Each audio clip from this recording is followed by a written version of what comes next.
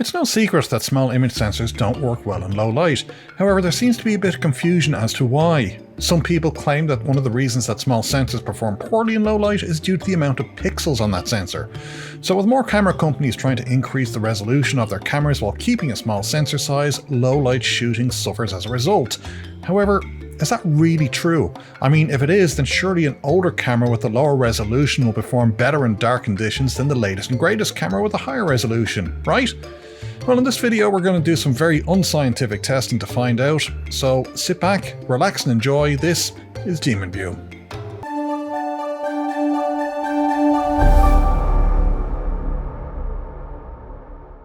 Hi there, welcome back to the channel and I appreciate you tuning in.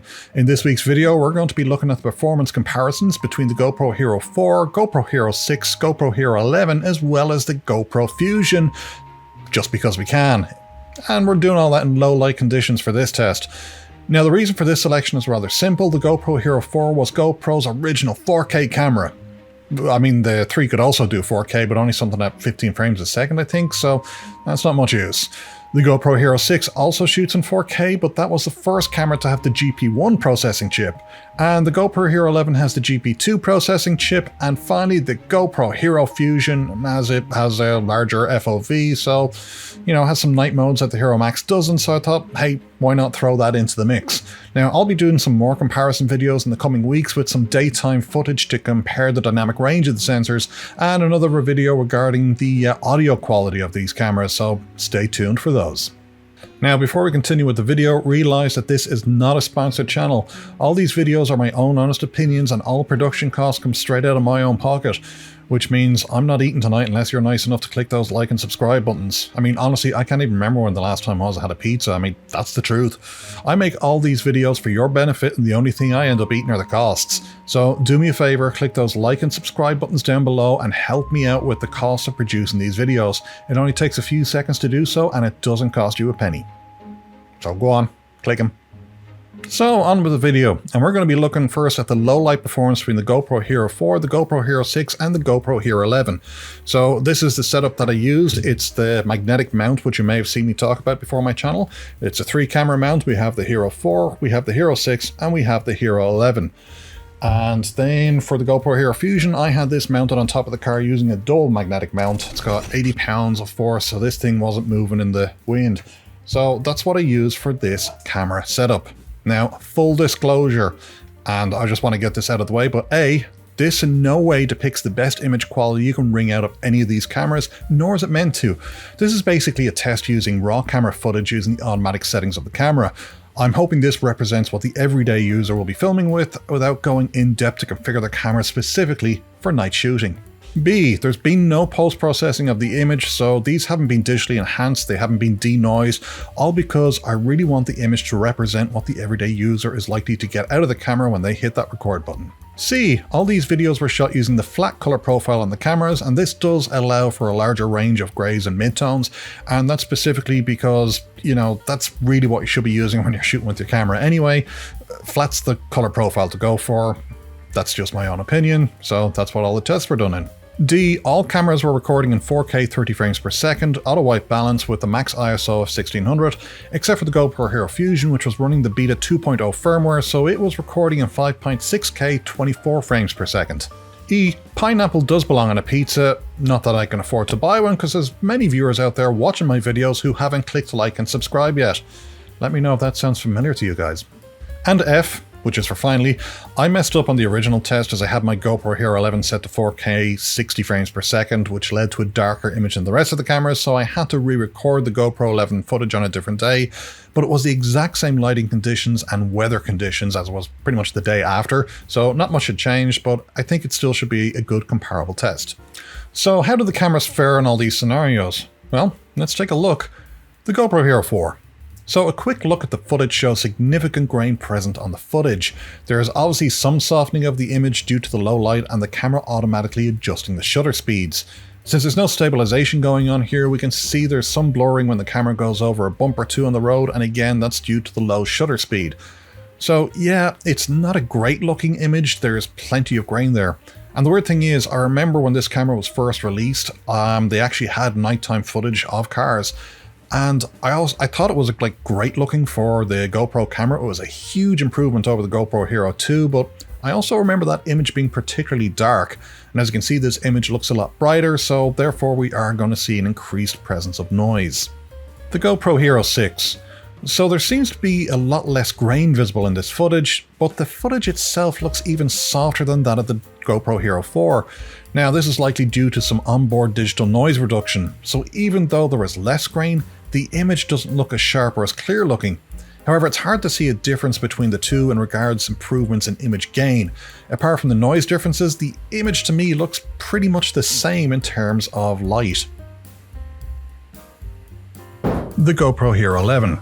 So there is a large difference here in my opinion. First of all, the colors themselves just seem to be a lot better.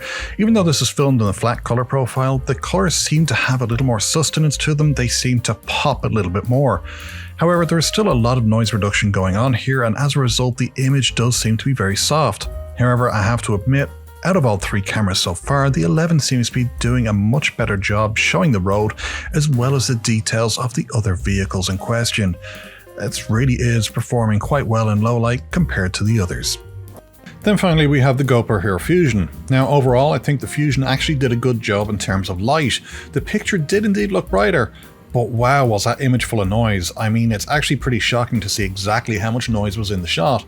So this was stitched on a PC. The software also seemed to think that the noise should have been there, like it was part of the clouds or something, so several times you can see the noise image moving.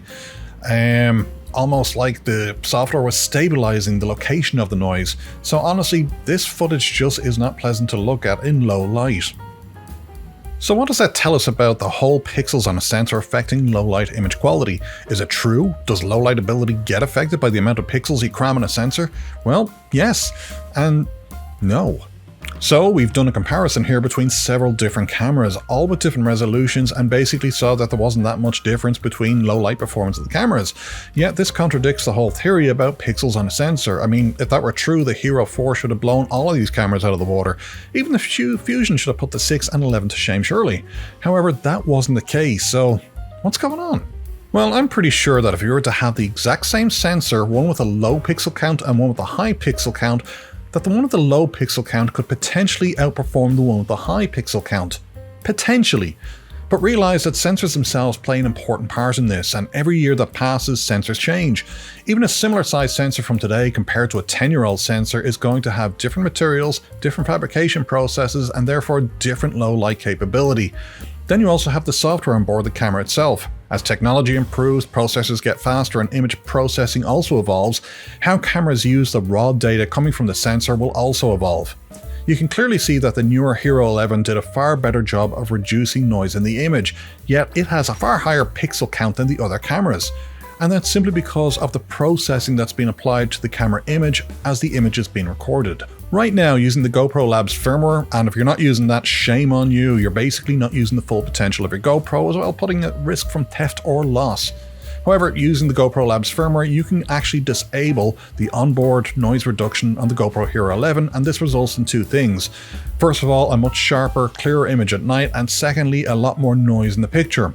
However, you can then use a third-party denoiser program in post to digitally remove that noise. And this gives you, the editor, much more control over how digital denoising is applied and the ability to fine-tune the results.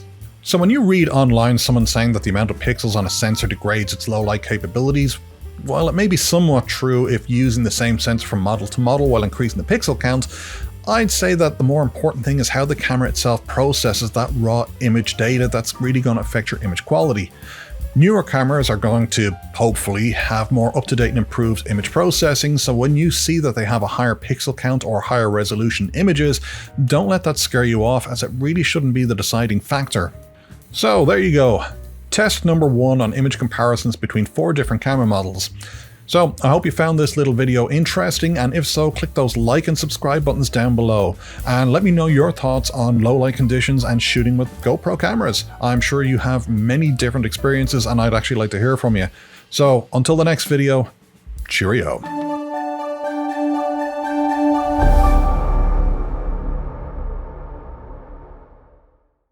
So last time I mentioned the GoPro Hero Awards and how you should be entering them. Well, the GoPro $1 Million Challenge has just opened up, and you have until April 22nd, I think it is, to submit your footage shot with the GoPro Hero 11 or the GoPro Hero 11 Mini to win a share of $1 million. I mean, you pretty much got to get in on that. Let's face it, the odds are way better than playing the lotto anyway. I've already submitted a shot that took me about $25,000 to shoot. Yeah, I wish I was kidding, but I'm not, and it only lasts about 10 seconds. So yeah, if I win, maybe I'll break even. You can also see why I keep telling people to click on the like and subscribe button. So yeah, I'm gonna go look at some pictures of pizza online now because that's probably about all I can afford. Cheerio.